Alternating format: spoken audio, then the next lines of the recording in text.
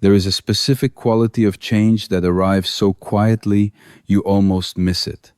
Not the dramatic shift, not the breakthrough moment that spiritual content so often describes as the turning point. Something considerably more modest than either of those things.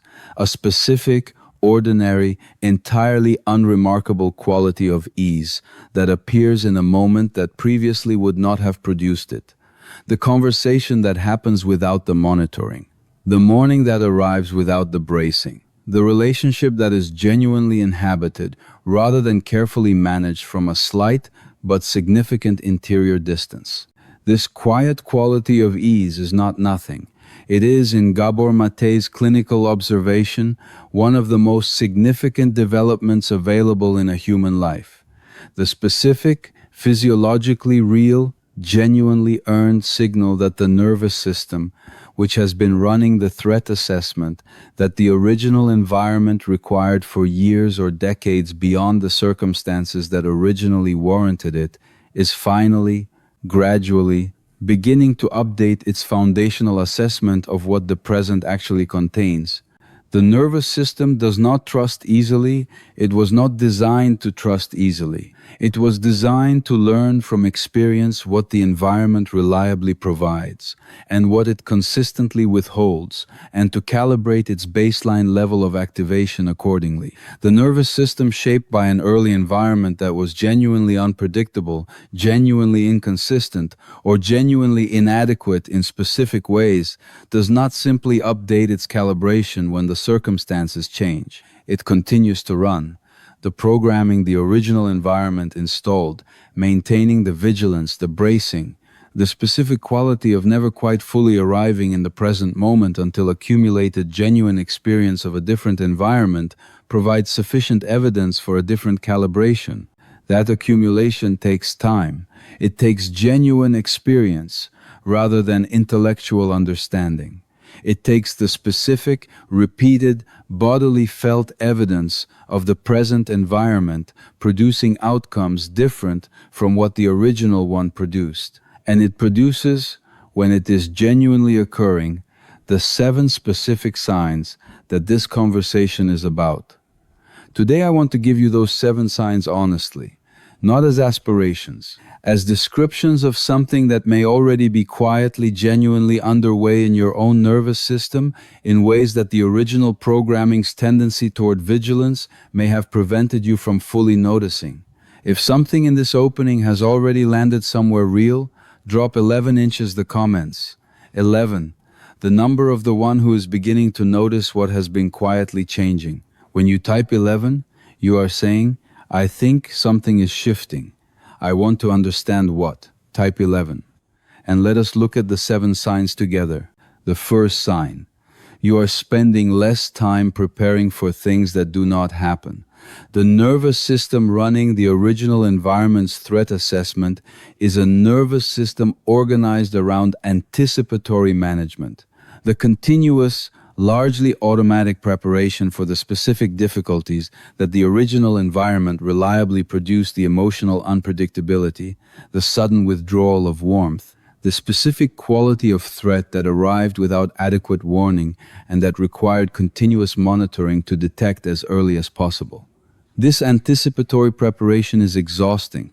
It consumes interior resource continuously, not in response to actual present demands, but in response to the threat assessment's prediction of what the present might produce. And because the prediction is calibrated to the original environment rather than to the actual present, it very often prepares for things that do not, in the actual present environment, happen.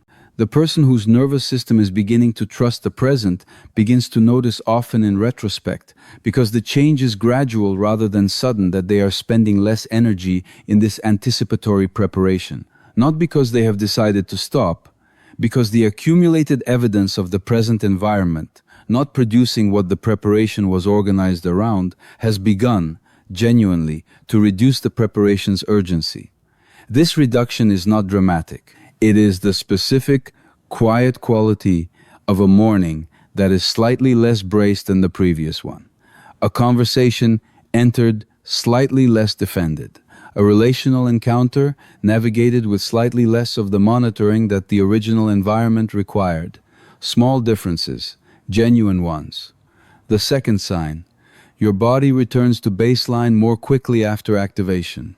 The nervous system that has been running on chronic low-grade activation does not return to genuine baseline easily or quickly when it is activated by a stressor. The activation that the stressor produces is added to the already elevated baseline, producing responses that are disproportionate to the present stressor because they are calibrated to the accumulated activation of an already heightened system.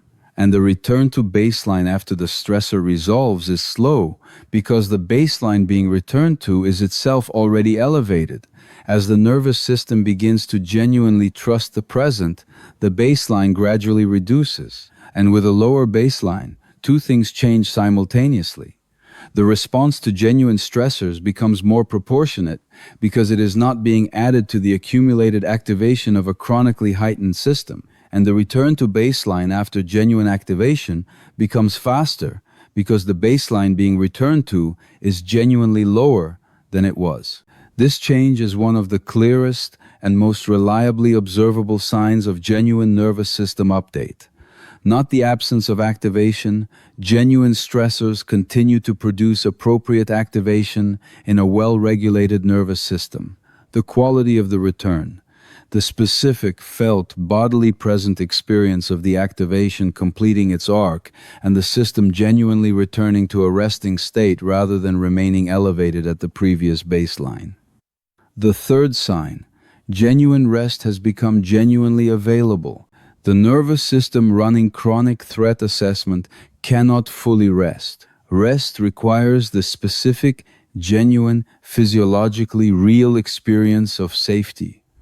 The body's honest registration that the environment does not currently require the monitoring, the preparation, the continuous alertness that the threat assessment has been maintaining, and the nervous system calibrated to an environment that required continuous alertness cannot produce this registration simply through the decision to rest or the adoption of rest-supporting behaviors. As the nervous system begins to trust the present, genuine rest becomes available in a way it was not before. Not the rest that is taken with the quality of someone waiting for it to end. Not the rest that is productive and scheduled and organized to maximize recovery. Simply rest, the specific, ordinary, bodily felt quality of a system that has genuinely stood down from its alert position, because the evidence of the present has accumulated sufficiently to permit the standing down. People who experience this change often describe it as feeling like something they did not know was possible. A quality of genuine physical ease, in the resting state that the chronic activation had prevented for so long that its absence had become simply the normal quality of what rest felt like. Its return gradual, sometimes intermittent, genuinely different from what preceded it, is one of the most personally significant signs of nervous system trust beginning to develop. The fourth sign, you can be genuinely surprised by good things without immediately waiting for the other shoe to drop.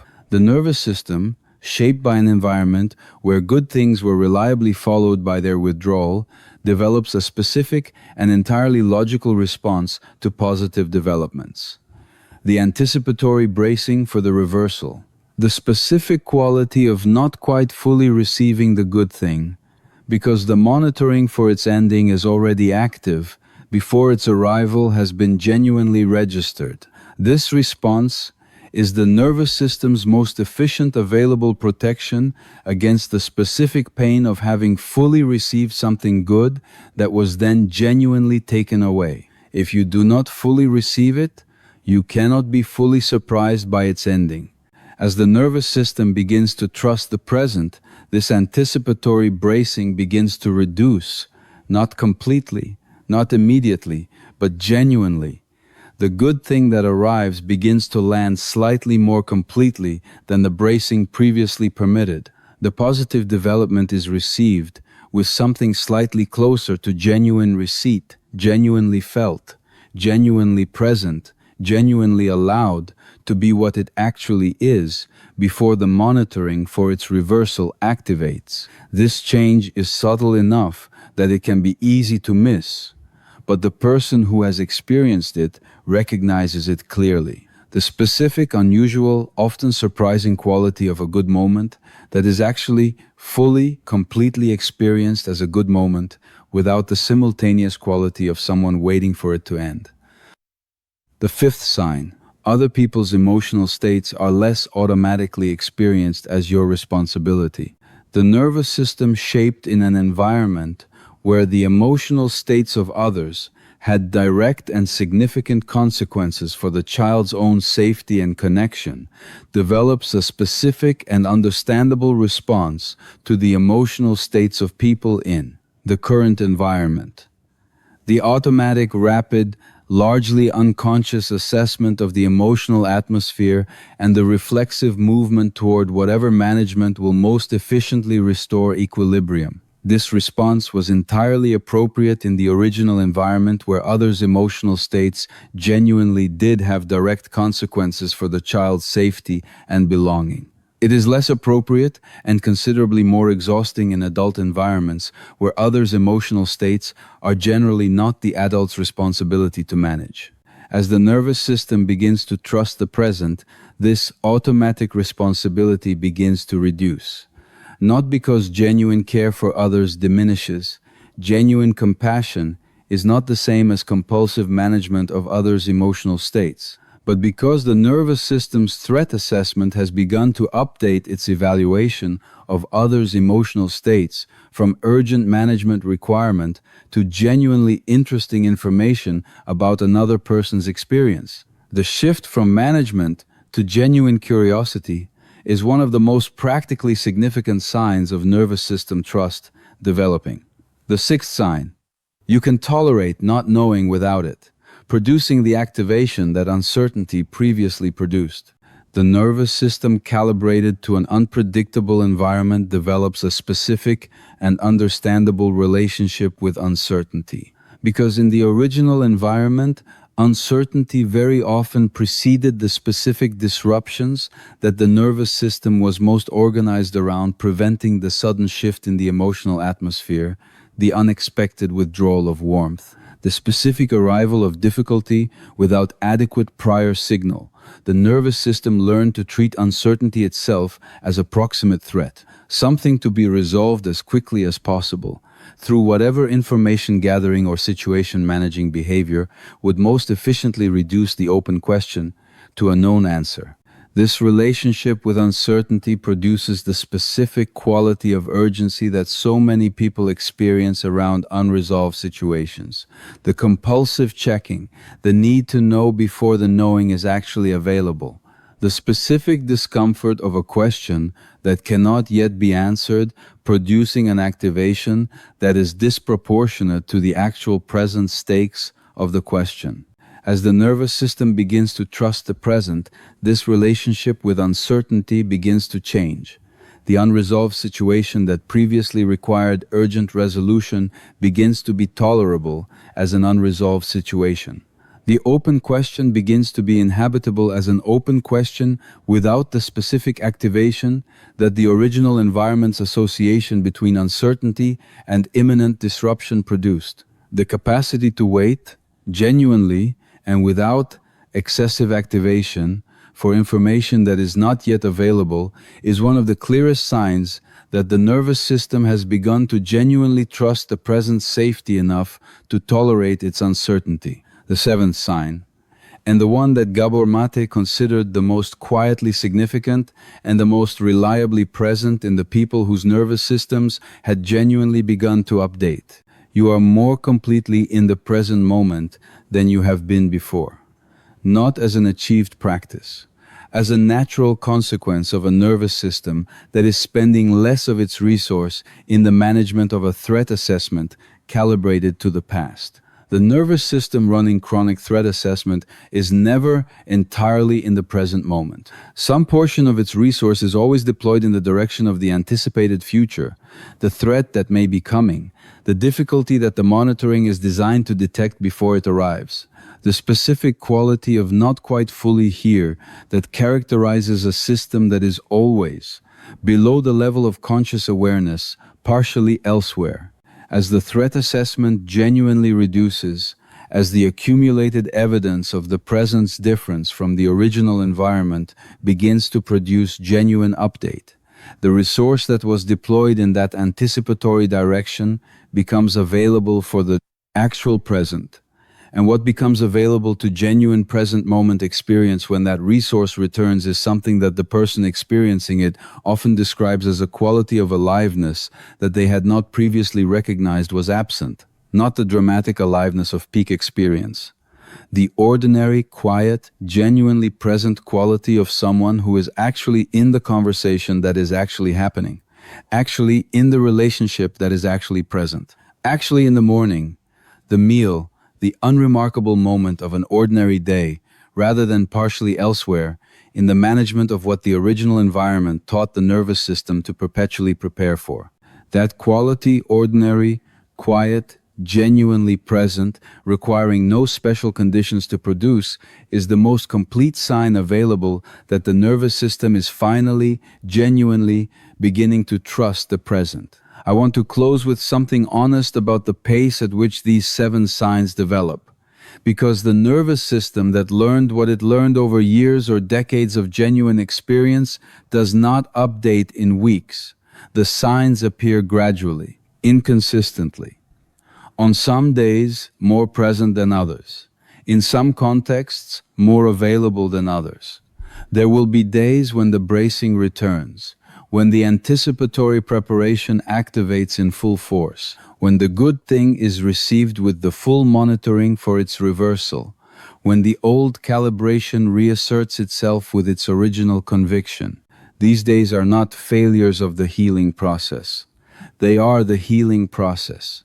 The nervous system that is genuinely updating is not updating in a straight line. It is accumulating day by day, in the ordinary moments of ordinary experience, through the repeated evidence of a present that is genuinely different from the original environment that installed the original programming, the specific, bodily felt, genuinely real evidence that finally, over real time, produces genuine change. That accumulation is underway in you if these 7 signs have begun to appear even intermittently, even imperfectly, even in ways that are easy to dismiss as too small to count. They count. Each one is the nervous system doing what nervous systems do, updating, gradually and honestly, toward a more accurate calibration of what the present actually contains. And the privilege of a lifetime, the one Gabor Maté pointed toward, with everything he had the privilege of a lifetime, is to become who you truly are. In a nervous system that is finally, genuinely beginning to trust that the present is safe enough to let you